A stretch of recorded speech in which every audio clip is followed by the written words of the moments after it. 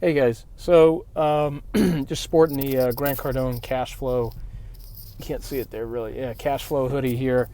Got that mindset going right now.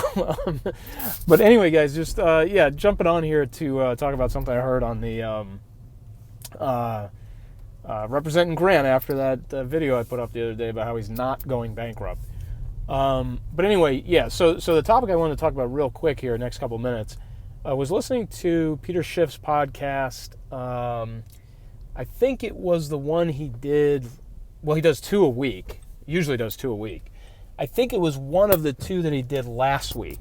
Not this week that just ended, but the one before, like the week of the 9th or the 13th or something like that. First half of April. Although I could definitely go back and figure it. If anybody wants to zero in on it and you need to know for sure, just ask me and I can figure it out pretty quickly. I've only listened to a handful of them over the last week or so. I kind of left his podcast for a while. I mean, I've been a Peter Schiff fan forever. Basically discovered him back in the Great Recession days, that 07, 08 time frame. Maybe even earlier than that. But right around the time that he predicted the housing crisis and the collapse and all that. So I've been a fan of his forever. Invested with him at Euro Pacific Capital in the early days, like the 08, 09, 10 time frame. Kind of left him for a while because it was just, he's right. Everything he's saying is right, and everything he's saying is in actuality correct.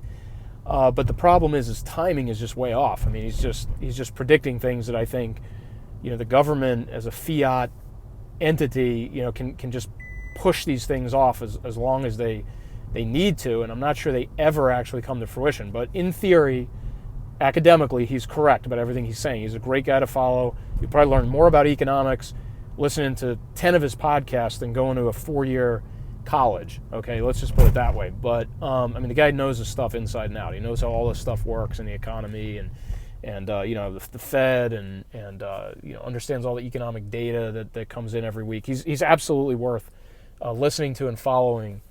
If you're going to actually put your money with him, just personal opinion, you got to think about timing. You got to think about some of the things he's talking about and when they might actually happen, or if you think they ever will happen, that kind of stuff. But anyway, I digress. The point is, a recent podcast he did, and I just kind of wanted to zero in on this. I sent a tweet about it earlier today.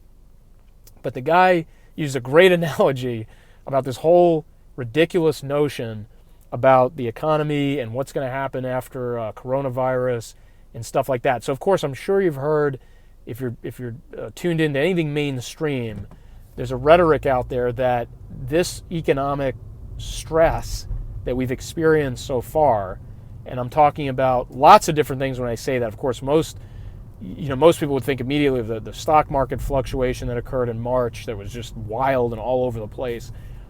They think about the 6 million jobs we're losing every week. So it's definitely that and then some. I mean, there's more stuff going on than that in the economy that's not good. I mean, things about manufacturing numbers and housing starts and housing permits and all this kind of stuff. But anyway, and Peter has a great grasp on those things, a million times better than I do, but I'm just kind of giving you sort of the skim off the top. So you probably have heard people saying, well, this isn't going to be like last time, 08, 09, or this isn't going to remain a problem because this was self-inflicted. This was us shutting down the economy and bringing things to a halt because we decided to, because we felt like that was what we had to do to respond to the virus. And so we ordered businesses closed and we ordered businesses to kind of shutter themselves and that sort of thing. And then when the virus passes, we'll just open everything back up. I mean, we'll just kind of turn the whole thing back on. So the only problem with that, there's a lot of problems with that, but what Peter Schiff said, there was just an outstanding analogy. I thought he kind of captured the whole essence of it in one shot. Was the same idea as, a person taking a knife, let's say a very big one, and just plunging it into their chest, okay? And then going to the doctor or getting picked up for the hospital and saying, hey, guys, I'm going to be okay. It's a self-inflicted wound. I rammed the knife into myself. Okay, I mean, the problem is, yeah, it was self-inflicted, but you still have a knife in your chest and you're still bleeding out, okay? And you're probably going to die. Okay, so, I mean, that was his whole thing. And, of course, I mean, not a funny subject in and of itself. But analogy-wise, that's what Peter Schiff was talking about. And I thought he absolutely, he just laser-focused to the way you could sort of wrap your head around this very quickly, and realize that this is not going to be as simple as, hey, everybody, let's get back to work. Let's open up all the businesses that haven't had any cash flow or revenue or activity for the last X number of months. It's just not going to be that simple. And so personally speaking, and let me caveat this by saying I've almost always been wrong about anything I've ever tried to predict in the greater economy. I mean, once again, almost like Peter Schiff, I mean, I think I have a decent understanding academically and theoretically about things, but the real world is the real world, and it's very hard to predict things and very hard to understand exactly what's going on at any given time. And for anybody interested in that dynamic, check out Nassim Taleb. He writes extensively about such things, and to a very good effect. But anyway, so I'm not trying to leave you a prediction here, but what I'm just saying for myself is that I simply personally believe that what we witnessed in March with the stock market volatility, it was just a canary in the coal mine. I mean, that's not the Great Recession Part 2 or Depression or whatever they're going to name this thing. That's not the problem. I mean, the stock market flying all over the place was just, it was doing what it always does, which is reacting however the heck it wants to at any given time. And at that time, there was so much incredibly bad news and bad sentiment, occasionally that alone could move a market. And I think that's what was happening on the surface. Of course, there's always other things going on below the surface in the market. I mean, make a million other videos about that. But the point is, in March, when there was all this uncertainty about, which country's shutting down or who's quarantining or who's not, the market reacted with a degree of volatility. And I think I posted some stuff about it back then, about hyper-liquid markets and herd mentalities. They don't mix. They're a big problem together. So that's kind of already covered that ground. But I think the issue is that's not actually the problem. The stock market flying around like that is not the problem. The problem is in a more systemic, sort of writ large economy sort of way. There's just so much at risk here when you do something like this. I mean, we're talking about loans not being repaid. We're talking about banks being left holding the bag. We're talking about businesses not able to open back up because owners maybe decided it wasn't worth opening them back up. I mean, Peter Schiff goes into a lot of detail on that too, why some of these government programs actually incentivize business owners to shut down so that they don't have to repay these loans that they're getting. It's a totally different story. But the point is, to my point, the real economic collapse has not even begun yet. It's not even begun. We're seeing the trailer to it. We're seeing the hinting at it. When the market flew all over the place in March, and then all this economic data is rolling in about jobs lost and manufacturing going down and housing slowing down. I think Peter was saying that the housing confidence score is at a point right now at the beginning of all this, the prologue of all this. It's actually lower than the lowest point that it was at in 08-09, which is absolutely incredible. I mean, and that whole thing was about a housing crisis. That whole thing was about houses going down the tubes. And the lowest the confidence level got then, okay, the lowest it got then is still higher than it is now. Okay, so, I mean, if that's not a bad sign, I don't know what is. Okay, so this is what I'm really talking about. I'm talking about, in the deep set infrastructure of the economy, there are all kinds of alarm bells going off, all kinds of really bad signs popping up left and right. So we're just beginning to even contemplate that stuff. And so I think, here's a very rough analogy. I mean, very rough, but just to give you a sense of like timing. I don't know if you guys remember, but in 2008, everybody remembers that whole mess at the end of '08 with, Lehman Brothers collapse like in mid-September.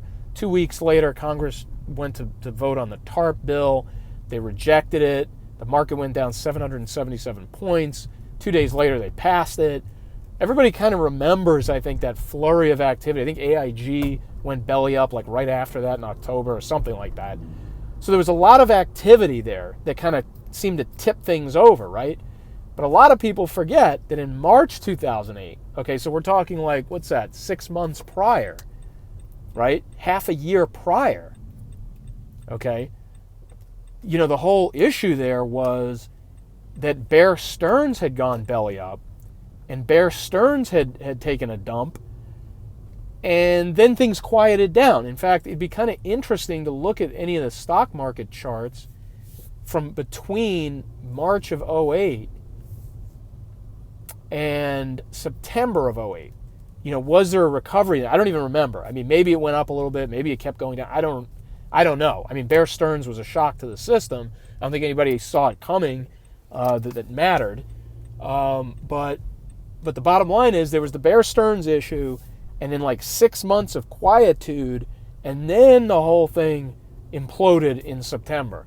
So my point is, it might look like we're out of the woods. It might look like we don't have an issue here because the market's rebounded a little bit and all this kind of stuff. But, honestly, I think we're in just that quiet period. We're like in the eye of the storm or something like that. I mean, we're in a period where we're just not getting the full brunt of this thing because we don't even know what it is yet. We haven't even opened up the economy to see how bad things are. We haven't turned the rock over to see what's underneath it, okay? So that's kind of where I think we are right now. Yeah, I mean, this is definitely... this is definitely just me kind of thinking out loud, guys. No market predictions here. I stay away from that kind of stuff. Everybody's got to make up their own mind as to what they think is happening or it's going to happen. But just personally, really liked Peter's analogy. I mean, I think, to wrap this video up, I really think that he hit the nail on the head. I mean, it doesn't matter if it was self-inflicted, I mean, if I shoot myself in the head with a gun, it's a self-inflicted wound, but I'm dead. I mean, this is going to be bad no matter how it started. And I just don't think that, when the Fed adds a few $1 trillion a week to its balance sheet and, all this money gets printed and, all these jobs are lost and all these loans get defaulted on, that just doesn't go away overnight. I mean, it just doesn't, it's absolutely, not going to be something that is inconsequential because somebody decided it was time for it to be inconsequential. And somebody decided they were going to flip a switch and make it inconsequential. It's just not going to happen like that.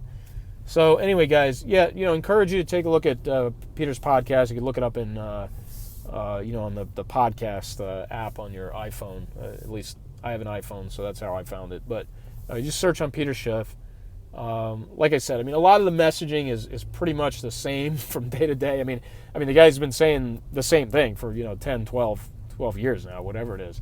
But that's not necessarily a bad thing. I mean, that's I take that for what it is. I mean, he's very consistent in the way he views what's going on with the United States and the economy and the Fed and all that.